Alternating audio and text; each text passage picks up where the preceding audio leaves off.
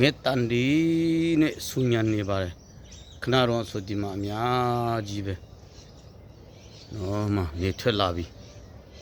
နေထွက်လာတော့ငက်ဒီဆူညံနေတာပဲ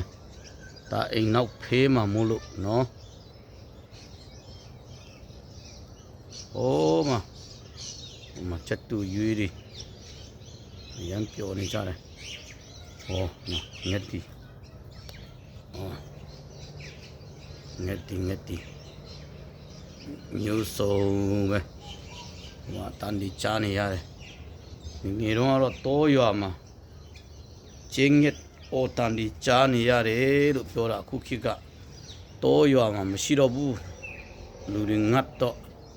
ပြစ်တက်စားကုန်တာဟောမှာမြို့မှာဒီလိုမြို့ပေါ်မှာငက်တီအများကြီးဟောမှာကြည့်ဟိုမှာဂျူဒီခူရီဘာငက်ဒီဇီယက်ဆိုတော့ဘာဆိုတော့အစုံပဲနေထွက်လာတဲ့ချိန်ခဏတော့ဆိုနေပူပြီးဆိုးတယ်ဒီမှာငက်ဒီတပုံတော့အုပ်ကြီးမျိုးစုံပဲ